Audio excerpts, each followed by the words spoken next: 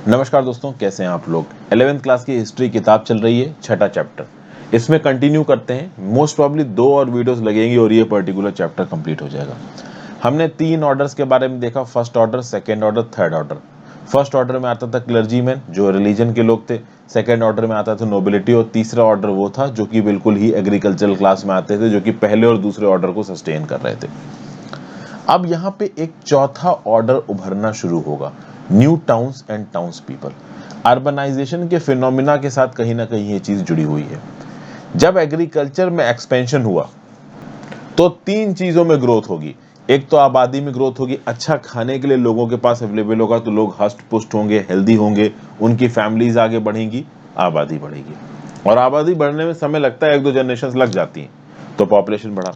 उसके साथ साथ अब एग्रीकल्चर प्रोडक्ट्स बढ़ रहे थे, ट्रेडर्स यहाँ पे इन्वॉल्व थे, धंधा पानी चालू हो रहा था, तो ट्रेड बढ़ रहा था। और जब ट्रेड बढ़ेगा तो बढ़ेंगे टाउन्स।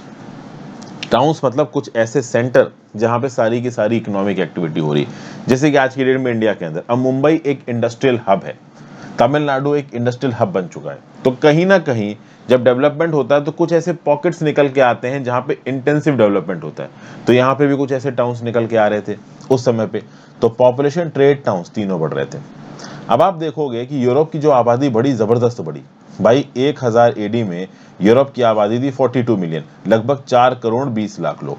ठीक है, 1200 एडी आते आते नंबर हो गया 62 मिलियन, 6 करोड़ 20 लाख लोग। और 1300 एडी तक आते आते नंबर हो गया 73 मिलियन, 7 करोड़ 30 लाख लोग। मतलब अब नंबर ऑफ इंडिविजुअल्स जो कि उस समय पे सोसाइटी में थे ये बढ़ रहे थे, आबादी बहुत तेजी से बढ़ रही थी।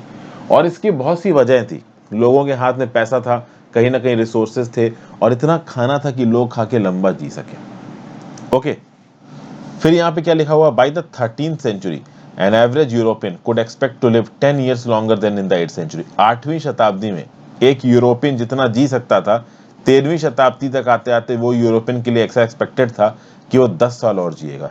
10 years उसकी जो एवरेज लाइफ स्पैन है वो यहाँ पे बढ़ गई है।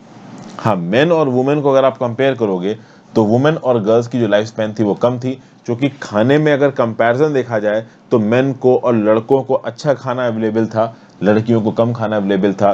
वुमेन डिसएम्पावरमेंट उस समय पे भी था, सेग्रीगेशन उस समय पे भी था, किसी भी चीज में प्रायोरिटी मेल सेक्शन को दी जाती थी। इसलिए अगर आप देखोगे तो अच्छा खाना पीना अगर मेल्स को बॉयज को मिलेगा तो उनकी जो जीने के रेट है और जो एफिशिएंसी है और लाइफ क्वालिटी ज्यादा बेटर होगी। ठीक है, फिर अगर आप देखो रोमन अंपायर। अब रोमन अंपायर खत्म हुए तो काफी समय हो चुका है। रोमन अंपायर जब खत्म हुआ, यूरोप के अंदर का जो वेस्टर्न रोमन अंपायर खत्म हुआ, तो जिन जगहों पे रोमन अंपायर के सेंटर हुआ करते थे, अब वो जगहें खाली होने लगी, रियूंड होने लगी, क्योंकि उनको कोई मेंटेन तो कर नहीं रहा था। पहले राजा था रोमन अंपायर का, उसको अपनी शान शौकत बढ़ानी थी, उसके पास पैसा था, तो उसने आर्ट एंड आर्किटेक्चर बनवाया, सब कुछ किया, भव्य महल बनवाए, बड़े बड़े शहर बनवाए। लेकिन जब राजा नहीं रहा तो सब रियूंस में, सब बर्बाद। लेकिन 11वीं शताब्दी तक आते आते देखोगे एग्रीकल्चर बढ़ा, ज्यादा आबादियां आई, तो नए टाउन्स बने। अब जब ये नए टाउन्स बनेंगे तो फिर से अर्बन सेंटर्स यहाँ पे खड़े होने शुरू होंगे। जरूरी नहीं है कि ये अर्बन सेंटर वही हो जो रोमन अंपायर के समय पे खड़े हुए थे, बट फिर भी कहीं ना कहीं जरूरत के हिसाब से, ठीक है ना, कंटिजेंसी के हिसाब से टाउन्स खड़े होने शुरू होंगे, क्योंकि लोगों के पास खाना अच्छा था, आबादी बढ़ रही थी। ठीक है, जिन पीजेंट्स के पास सरप्लस ग्रेन्स थे to sell needed a place where they could set up a selling centre. भाई जिसके पास ग्रेन है, जिसने पैदावार की, उसको कहीं ना कहीं जाके बेचना है, कोई ना कोई खरीदने वाला चाहिए, तो कोई एक ऐसा सेंटर चाहिए जहां पे कॉमन हो, मतलब जो बेचने वाला है वो जाके बेचे, जो खरीदने वाला है वो आके खरीदे। इसी को आज की डेट में आप बोलते हो मार्केट। ठीक है भाई, तो आप देखोगे टूल्स का, क्लॉथ का मार्केट लगने लगा। ये मार्केट पीरियोडिक फेयर्स में कन्वर्ट हो गया, छोटे छोटे मार्केटिंग सेंटर। जैसे फॉर एग्जांपल मैं जिस जगह पे रहता हूँ लखनऊ में, सरोजनी नगर में, वहां पे हर फ्राइडे को मार्केट लगता है, सब्जी बाजार लगता है, तो भैया लोग सब्जी खरीदने चले जाते हैं। तो बेसिकली हर जगह पे आपकी लोकेलिटी में पीरियोडिक फेयर्स लगते हैं। तो उन पीरियोडिक फेयर्स में अब जिस चीज का शेयर है, कपड़ों का है, सब्जी का है, तो लोग उस समय पे बल्क में सब्जी लेने आते हैं। सब्जियां मिल भी, मतलब जो भी सामान लेने आ रहे हो वो अच्छे दाम पे मिल जाएगी और अच्छी क्वालिटी की भी मिल जाएगी। और जिन जगहों पे ये फेयर्स लगते थे वो जगहें धीरे धीरे टाउन्स में कन्वर्ट हो गई। उन जगहों पे टाउन स्क्वायर आ गया, मेन सेंटर मान लीजिए, चर्च आ गया, वहां पे रोड्स आ गया जहां पे मर्चेंट्स अपनी दुकान खोल के बैठ जाते थे, अपना घर बना लेते थे। जब मर्चेंट्स बड़े हुए तो उन्होंने अपने वहां पे बड़े बड़े ऑफिसेस बना लिए। ठीक है ना, कुछ जगहों पे क्या हुआ कि एक कैसल बना हुआ था, कैसल में ऑलरेडी एडमिनिस्ट्रेशन हो रहा था, कैसल के आसपास ही कैसल के ओनर ने बड़ी सी इकोनॉमी अरेंज करवा दी, वहां पे दुकानें वगैरह बना दी। बिशप के एस्टेट्स के बाहर, लार्ज चर्चेस के अराउंड भी ये इकोनॉमी, जैसे कि आपने मिडवल और एंशिएंट इंडिया में देखा कि कोई टेंपल बना तो टेंपल के चारों तरफ ही एक प्रकार की दुनिया सी बस जाती थी। वो जैसा यहाँ पे हो रहा था, कैसल, बिशप्स के एस्टेट और चर्चेस के बाहर भी इस प्रकार की दुनिया बस सकती थी, ओवरऑल ट्रेड वगैरह बढ़ सकता था, एक पूरी की पूरी सिटी बन सकती थी अगर उस पर्टिकुलर जगह की कंडीशंस अलाउ कर रही हो। टाउन्स में अब लॉर्ड्स को टैक्स दिया जाता था, जैसा कि मैंने आपको पहले बताया था कि नोबिलिटी को सर्विसेज प्रोवाइड की जाती थी पहले, लेकिन अब चीजें बदल रही थी। बार्टर सिस्टम का जमाना जा चुका था, पैसे का जमाना यहाँ पे आ रहा था, और इस पैसे के जमाने में लॉर्ड्स को आपको अपनी सर्विस देने की जरूरत नहीं है, एज अ टैक्स आप उनको पैसा दे सकते हो। तो जिस टाउन में, जिस लैंड पे भी आप धंधा वगैरह कर रहे हो, जो भी काम वगैरह कर रहे हो, आप टैक्स दे दो, लॉर्ड भी टैक्स लेके खुश है। फिर क्या लिखा है, towns offered the prospect of paid work and freedoms from Lord content for young people from peasants family. अब जब टाउन बन गए, टाउन पे काम करने की बहुत अपॉर्चुनिटीज है, तो गांव में रहने वाला हरबू किसान, उसका बेटा और जितने भी अनएम्प्लॉयड लोग हैं, वो सोचेंगे कि यार एग्रीकल्चर में क्यों मरे, अपने लॉर्ड की बकवास क्यों सुने, उसके खेत पे जाके बिना फर्जी का काम क्यों करें, हम एक काम करते हैं, टाउन जाते हैं, वहां पे पैसा कमा लेंगे, यहाँ पे एग्रीकल्चर में वैसे भी कुछ नहीं मिल रहा है। तो अब लोगों के लिए टाउन जाना जरूरी हो गया, दो चीज की वजह से। एक तो गांव से छुटकारा होगा, तो ये लॉर्ड से छुटकारा होगा। ये लॉर्ड हर दूसरे दिन अपने खेत पे काम करने के लिए बुलाना रहता है, अपने घर में कोई काम करने के लिए बुलाने लगता है, पैसा देता नहीं है, फ्री में काम कराता रहता है, तो मैं फ्री में काम करूँ, मैं तो जा रहा हूँ शहर में, वहां जाके नौकरी ढूंढ के करूंगा। दूसरा, एग्रीकल्चर बहुत बार इन फार्मर्स के लिए उतना रिम्यूनरेबल भी नहीं होता था, नुकसान होता था एग्रीकल्चर में, फ्लड्स आ गए तो क्रॉप तबाह हो गई, ठीक ठाक दाम नहीं मिले, ठीक है ना, जो धान पैदा किए वो बहुत कम में बिक रहा है। तो इस प्रकार की प्रॉब्लम्स के चलते भी लोग बहुत हद तक टाउन्स जाने लगे, उनको लगा कि वहां ठीक ठाक पैसा कमा लेंगे। आगे बढ़ने से पहले वीडियो पे लाइक का बटन दोस्तों, चैनल को अब तक शेयर और सब्सक्राइब नहीं किया कर दीजिए, इंस्टाग्राम पे फॉलो कर लीजिए, टेलीग्राम ग्रुप ज्वाइन कर लीजिए, दोनों ही चीजों का लिंक नीचे दिया हुआ है। If possible for you please click the join button, आपकी ज्वाइन बटन से खासा मदद मिलती है, तो click the join button if you can. अब होता ये था कि सब टाउन्स की तरफ भाग रहे थे, अब टाउन्स की तरफ भागोगे तो गांव साइड पे या फिर आप कह लो सबर्बन कंट्री साइड पे आप रहना नहीं चाहोगे। कंट्री साइड पे अगर कोई नहीं रहेगा तो फिर ये जो नॉबल्स थे, जो लॉर्ड्स थे, इनके अंदर कौन काम करेगा, इनके खेत कौन जीतेगा, इनके घरों में कौन काम करेगा। तो इन नॉबल्स और लॉर्ड्स के बीच में एक बात फैल गई कि भाई हमारे नीचे काम करने वाले भाग के शहर जाना चाहते हैं, वो हमारे पास रहना नहीं चाहते। और ये बात बहुत हद तक सही थी, क्योंकि जो सर्व्स थे ये निकल जाना चाहते थे। अच्छा, फ्री प्रीजेंट्स के पास तो फिर भी कुछ था, उनके पास तो फिर भी खुद की जमीन थी। जो सर्फ थे उनकी तो हालत बहुत खराब थी, इनको कुछ पैसा नहीं देते थे, पड़ रहते थे ये लोग अपने लॉर्ड के मतलब आसपास कोई अपनी हट बना के, और ठीक से खाना भी नहीं मिल रहा है, तो इन सर्फ्स को लगता था निकल जाओ। अच्छा, उस समय पे कुछ ऐसा था कि अगर एक सर्फ भाग गया और उसका मालिक उसको 1 साल तक नहीं ढूंढ पाया, तो उसके बाद वो सर्फ फ्री है। तो बेसिकली लोग यहाँ पे फ्रीडम तलाश रहे थे, और टाउन ने मौका दिया इन पीजेंट्स को, इन सर्फ को, कि वो अपनी फ्रीडम पा सके। और टाउन्स में इन फ्री पीजेंट्स के लिए और सर्फ के लिए बहुत सा अनस्किल्ड लेबर था। शॉपकीपर्स बहुत थे टाउन्स में, मर्चेंट्स बहुत थे, ठीक है ना। इंडिविजुअल्स विद स्पेशलाइज्ड स्किल्स के लिए भी धीरे धीरे टाउन्स में जगह बनने लगी, तो बैंकर्स आने लगे, लॉयर्स आने लगे। जो बड़े टाउन्स थी उनकी आबादी यहाँ पे थी 30,000। आज तो 30,000 कुछ भी नहीं होता है, लेकिन उस समय पे 30,000 एक बड़ा नंबर हुआ करता था।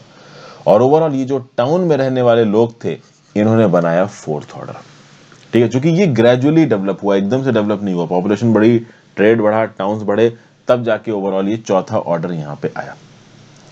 अब और इकोनॉमिक ऑर्गेनाइजेशन का जो बेसिस था इस समय पे, वो था गिल्ड। गिल्ड आप कह सकते हो एक प्रकार से बिजनेसमैन का, या किसी ओवरऑल एक बिजनेस से रिलेटेड या प्रोफेशन से रिलेटेड बहुत सारे लोगों का एक ग्रुप बना दिया। तो हर क्राफ्ट और हर इंडस्ट्री में अपनी गिल्ड हुआ करती थी। बैंकर्स की अपनी गिल्ड हुआ करती थी, लॉयर्स की अपनी, ट्रेडर्स की अपनी, बिजनेसमैन की अपनी, सबकी अपनी अपनी गिल्ड हुआ करती थी। तो गिल्ड एक प्रकार से एक एसोसिएशन था, और वो एसोसिएशन जिस बिजनेस से डील करता था, उस बिजनेस में प्रोडक्ट कैसे बनेगा, धंधा कैसे होगा, ओवरऑल उससे रिलेटेड जितने भी एस्पेक्ट थे वो गिल्ड देखा करता था। प्रोडक्ट बनने के बाद मार्केट में कितने रुपए में बिकेगा, ये सब चीजें, ठीक है भाई। और ओवरऑल एक गिल्ड का एक हॉल हुआ करता था टाउन में, तो उस हॉल में वो जो रिप्रेजेंटेटिव्स थे उस पर्टिकुलर बिजनेस के या कॉमर्स के या एसोसिएशन जो भी था, वो उस गिल्ड हॉल में बैठ के बातचीत किया करता था। तो गिल्ड हॉल हर टाउन में हुआ करता था। वहां पे गिल्ड्स वगैरह की मीटिंग हुआ करती थी, बहुत सारे सेरेमोनियल फंक्शंस वहां पे हुआ करते थे। जो गिल्ड्स के हेड थे वो वहां पे जाते थे, फॉर्मली एक दूसरे के साथ बात करते थे वगैरह वगैरह। ठीक है भाई, बेसिकली यहाँ पे गिल्ड के बारे में बात ये हुई है, क्योंकि देखिए जो टाउन्स थे वो टाउन्स बने हैं बिजनेस और इकोनॉमी के दम पे। आबादी बढ़ी, ट्रेड बढ़ा तो टाउन बढ़ा। ठीक है ना, अब टाउन बढ़ा है तो ट्रेड करने वाले लोग रहे होंगे वहां पे। जो ट्रेड करने वाले लोग हैं वो अलग अलग धंधों में इन्वॉल्व हैं, तो उन सब ने अपना एक गिल्ड बना लिया, एक एसोसिएशन बना लिया। और ये गिल्ड्स काफी पावरफुल हुआ करते थे उस समय पे, क्योंकि पैसे का कंट्रोल, धंधे का कंट्रोल इनके हाथ में था।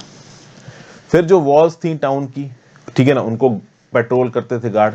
देखिए टाउन क्या था ना, कि उसको चारों तरफ से सेफ गार्ड किया जाता था, क्योंकि टाउन्स में बिजनेसेस इन्वॉल्व थे।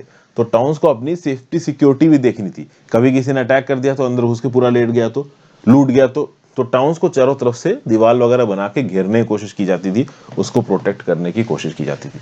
तो टाउन वॉल्स के चारों तरफ गार्ड पहरेदारी करते रहते थे। फिर जब फीस्ट वगैरह होता था टाउन्स में, तो वहां पे म्यूजिशियंस आके गाना वगैरह गाए गाते थे। ठीक है ना, ट्रेवलर्स के लिए इन बगा रखी थी इन टाउन्स में, कुछ इन्स अंदर थी, कुछ इन्स बाहर थी। जो टाउन के बाहर इन थी वहां पे अनइंपॉर्टेंट लोग रुका करते थे, जो टाउन्स के अंदर इन थी वहां पे कुछ इंपॉर्टेंट लोग हैं जिनके कनेक्शन से वो जाके रुका करते थे। फिर आप देखोगे कि 11वीं शताब्दी आते आते वेस्ट एशिया के साथ नए ट्रेड रूट्स खुले। ठीक है, मतलब ये यूरोप है, इधर वेस्ट एशिया है, दोनों के बीच में, वेस्ट एशिया मतलब इराक वगैरह समझ लीजिए, इराक सीरिया आज की डेट का, ये वेस्ट एशिया में आ गया। तो वेस्ट एशिया से साथ नए ट्रेड रूट्स खुले यहाँ पे यूरोप के। जो स्कैंडिनेवियन मर्चेंट्स थे, जो आज की डेट में डेनमार्क, ये नॉर्वे डेनमार्क वाली कंट्रीज में एक्टिव थे उस टाइम पे, वो साउथ की तरफ आए, नॉर्थ सी तक पहुंचे। तो बेसिकली यूरोप के नॉर्थ से यूरोप के साउथ में लोग जाना शुरू किए। कुछ हद तक यूरोप के हर हिस्से से लोगों ने वेस्ट एशिया के साथ यहाँ पे ट्रेड शुरू किया। यहाँ पे क्लॉथ का ट्रेड हुआ, टिन का ट्रेड हुआ, बहुत सारी चीजों का यहाँ पे ट्रेड हुआ, फर्स वगैरह का ट्रेड हुआ यहाँ पे। फ्रांस में भी 12वीं शताब्दी तक आते आते कॉमर्स और क्राफ्ट बहुत तेजी से आगे बढ़ने लगा। अब एग्जैक्टली यूरोप के कौन से हिस्से में पहले बढ़ा, कौन से हिस्से में बाद में बढ़ा, इसमें आपको ज्यादा घुसने की जरूरत नहीं है। अगर आप यूरोप के ही किसी कॉलेज में, पेरिस, फ्रांस, ऑस्ट्रिया, जर्मनी, यहाँ के अगर किसी कॉलेज में आप हिस्ट्री का अगर मेजर कोर्स करोगे, तो वहाँ पे बेसिकली वहाँ की स्पेसिफिक जानकारी होगी। हमें एज इंडिया में बैठ के एक बेसिक जानकारी की जरूरत है जो हम ले रहे हैं, बहुत डीप में जाने की जरूरत नहीं है। अच्छा, पहले क्या होता था कि जो क्राफ्टमैन हुआ करते थे वो एक मैनर से दूसरे मैनर अपने प्रकार से एक टाउनशिप हुआ करता था। मैनर मतलब एक बड़े लॉर्ड का घर है, अब उसके आसपास जितनी भी एस्टेट है उसमें बहुत सारे गुलाम रह रहे हैं। तो ये जो क्राफ्ट्समैन हुआ करते थे वो पहले हर मैनर से हर मैनर में जाया करते थे, लेकिन अब ये क्राफ्ट्समैन एक ही जगह सेटल्ड थे, वहीं पे ये लोग चीजें उगाते थे, वहीं पे वो लोग चीजें बेच देते थे, बार्टर सिस्टम भी थोड़ा बहुत कर लेते थे। तो इनको जगह जगह पे जाके अपना प्रोडक्ट बेचने की जरूरत नहीं है।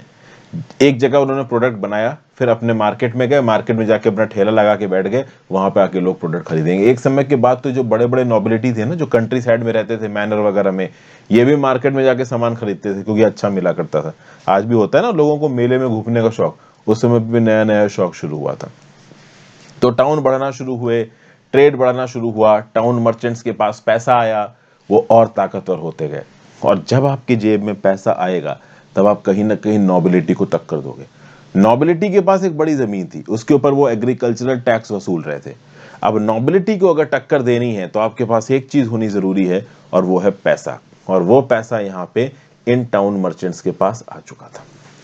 ठीक है, फिर नेक्स्ट बात करते हैं कैथेड्रल टाउन्स के बारे में। ओके, जो रिच मर्चेंट्स थे उन्होंने अच्छा पैसा कमाया। अब अच्छा पैसा कमाने के बाद जब आपके पास जरूरत से ज्यादा पैसा है तो आप चाहोगे कि मेरी कुछ प्रतिष्ठा हो। प्रतिष्ठा पाने का सबसे अच्छा तरीका होता है धर्म। इन रिच मर्चेंट्स ने चर्चेस को डोनेशन देना शुरू हुआ। 12वीं शताब्दी से जो बड़े चर्चेस थे, जिनको आप कैथेड्रल कहते हो, वो फ्रांस में बनाए जाने लगे। ओके, इन कैथेड्रल्स मोनास्ट्री हुआ करते थे। मोनास्ट्री में बहुत अलग अलग लोग रह के पढ़ा करते थे। ठीक है ना, मोनास्ट्री के बनने में बहुत सारे लोगों ने लेबर दिया, बहुत सारे लोगों ने मटेरियल दिया, बहुत सारे लोगों ने मनी दिया, और उसके बेसिस पे मोनास्ट्री बनी। मोनास्ट्री के आसपास चर्चेस बने, एक प्रकार की टाउनशिप्स यहाँ पे बन गई। जो कैथेड्रल्स बना करते थे वो स्टोन से बनते थे, एक भव्य कंस्ट्रक्शन होता था, बनने में कई साल लग जाते थे, और फिर उस कैथेड्रल के आसपास के एरिया को डेवलप करने में बहुत साल लग जाते थे। और एक समय के बाद वो कैथेड्रल सेंटर ऑफ पिलग्रिमेज बन जाता था। सेंटर ऑफ पिलग्रिमेज का मतलब क्या हो गया कि भाई तो भाई कैथेड्रल बना, कैथेड्रल मोनास्ट्री भी बगल में है, चर्च भी वहीं पे है। बेसिकली उसके आसपास लोग पिलग्रिमेज के आने लगे, छोटे छोटे टाउन्स डेवलप हो गए, कुछ जगहों पे बड़े टाउन्स डेवलप हो गए। और कैथेड्रल को कुछ इस प्रकार से बनाया जाता था कि उसमें जब धर्मगुरु बोलेगा, जब प्रीस्ट बोलेगा, तो उसकी आवाज उस कैथेड्रल के अंदर जितने भी लोग हैं, जितने भी लार्ज नंबर ऑफ पीपल्स इकट्ठे हुए हैं, उन सबको सुनाई दे। फिर जो दीवारें थी कैथेड्रल की, वो कुछ ऐसी बनाई गई थी कि वो रिफ्लेक्ट करें। तो अगर मॉन्क्स कैथेड्रल के अंदर खड़े होकर गा रहे हैं तो दीवारों के रिफ्लेक्शन की वजह से वो जो गाना है वो ब्यूटीफुल तरीके से सुनाई दे। फिर उससे क्या है कि भाई ये चाइमिंग बेल्स हैं, आपको पता है कि चर्चेज में आप जाओ तो बेल्स चाइम करती रहती है, बड़ा अच्छा सा लगता है। वो चाइमिंग बेल्स दूर दूर तक सुनाई पड़े। स्टेन्ड ग्लास यहाँ पे लगाया जाता था। स्टेन्ड ग्लास का मतलब क्या होता है कि जो चर्चेस के बाहर की जो दीवार है, उस दीवार के अंदर जो शीशे लगाए जाते हैं वो रंग बिरंगे शीशे होते हैं, तो जो बाहर की सनलाइट को अंदर की तरफ अच्छा खासा फिल्टर करके वो भेजते हैं, इस प्रकार के स्टेन्ड ग्लास। तो ये स्टेन्ड ग्लास में क्या है कि जब सूरज की किरण आएगी तो अंदर का पूरा कमरा एकदम जगमगा जाएगा। तो इन स्टेन्ड ग्लास के चलते दिन के समय पे सनलाइट ऐसी छन के आती थी इन स्टेन्ड ग्लास के अंदर कि कैथेड्रल के अंदर चारों तरफ रोशनी हो जाया करती थी। ओके। और रात में स्टेन ग्लास क्या करते थे, अब रात में उस समय पे बहुत ज्यादा इलेक्ट्रिसिटी तो थी नहीं, तो रात में कैथेड्रल के अंदर जलाई जाती थी मोमबत्तियां। अब वो मोमबत्तियां की जो रोशनी थी ना, वो रोशनी जब इन स्टेन ग्लास पे अंदर की तरफ से पड़ती थी तो बाहर के लोगों को दिखता था कि भाई अंदर कुछ जगमगा रहा है, अंदर कोई बहुत ही भव्य सा फंक्शन चल रहा है। तो दिन में इन स्टेन ग्लास के चलते बाहर के सूरज की रोशनी एकदम जगमगाती हुई हॉल के अंदर पहुंचती थी, और शाम के समय पे जब कैंडल जलाई जाती थी तो वो कैंडल की रोशनी इन स्टेन ग्लासेस से पड़ती थी, और बाहर जो चल रहा है कैथेड्रल के, वो जब इन ग्लासेस को देखेगा तो अंदर की तरफ अट्रैक्ट होगा कि भाई क्या हो रहा है। इनफैक्ट बाहर के लोगों को कुछ हद तक कैथेड्रल के अंदर क्या हो रहा है ये भी दिख जाएगा। प्लस इन स्टेन्ड ग्लासेस को कुछ इस प्रकार से बनाया गया कि पिक्चर के माध्यम से बाइबल में लिखी हुई स्टोरी को ये समझाते थे। जैसे कि फॉर एग्जांपल अगर आप यहां पे ग्लासेस देखो तो इस ग्लास में आपको एक बकरी नजर आ रही है, क्राइस्ट नजर आ रहे हैं, मतलब एक मैसेज आपको इस पर्टिकुलर पेंटिंग में नजर आएगा। तो बेसिकली बाइबल में लिखे हुए मैसेजेस को ओवरऑल इन स्टेन्ड ग्लासेस के ऊपर पेंटिंग बना के पोर्ट्रे किया जाता था, डिस्प्ले किया जाता था। और इतना सिंपल मैसेज होता था कि एक अनपढ़ इंसान भी उस मैसेज को यहाँ पे समझ जाएगा। ये एक कैथेड्रल है। एक्चुअली में देखिए कैथेड्रल एक कोई आसान चीज नहीं। आज की डेट में यूरोप, पेरिस वगैरह आप जाओगे ना, ऑस्ट्रिया, जर्मनी साइड, आपको ऐसे बहुत से कैथेड्रल मिलेंगे, और आप इस कैथेड्रल को देख के समझ सकते हो कि इसको बनाना इतना आसान नहीं है। इसलिए इस प्रकार के कैथेड्रल्स को बनाने में सालों लग जाया करते थे। इस कैथेड्रल के एक एक ग्लास में कितना एफर्ट लगेगा बनाने में, इसको आप इमेजिन कर सकते हो। ठीक है ना भाई।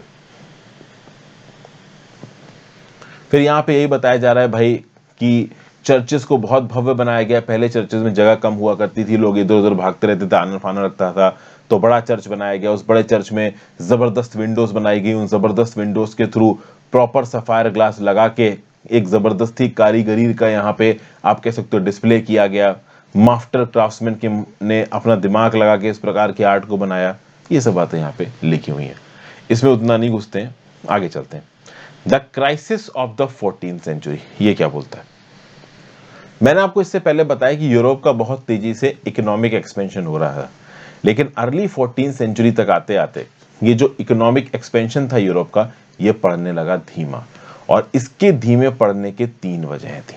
इन वजहों को समझने की कोशिश करते हैं। मैं पढ़ देता हूं फिर समझाता हूं।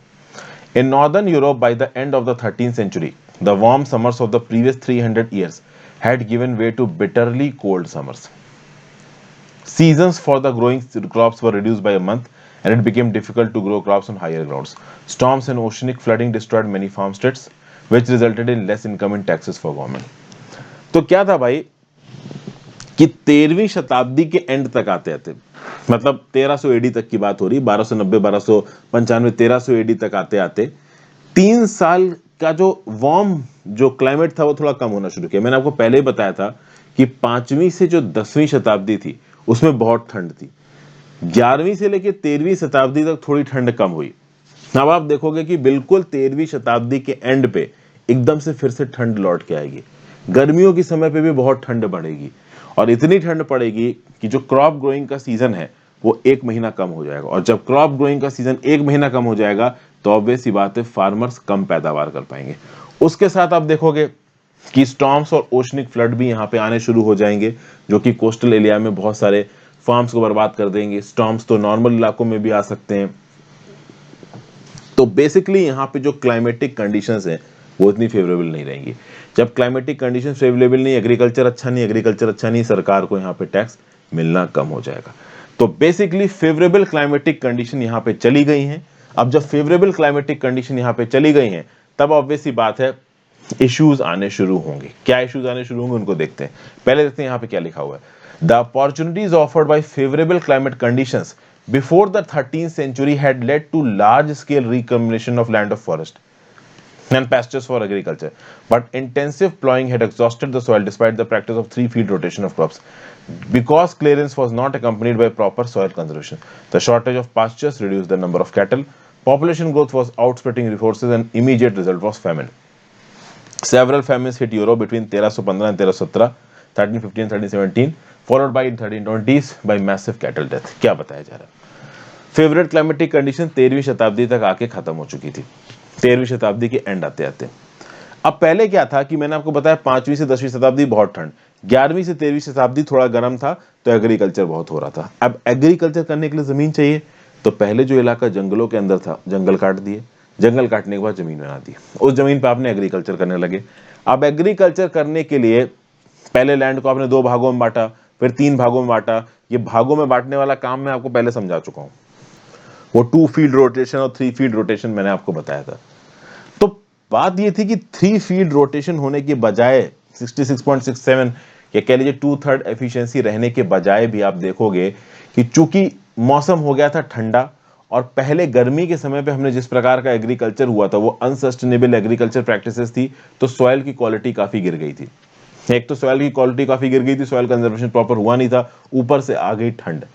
तो इसके चलते क्या होगा, इसके चलते क्रॉप की यील्ड घट जाएगी, जो अमाउंट ऑफ एग्रीकल्चर प्रोडक्शन है वो घट जाएगा। लेकिन पॉपुलेशन अभी बढ़ रही है, क्योंकि अब एक ट्रेंड बन चुका है पॉपुलेशन बढ़ने का।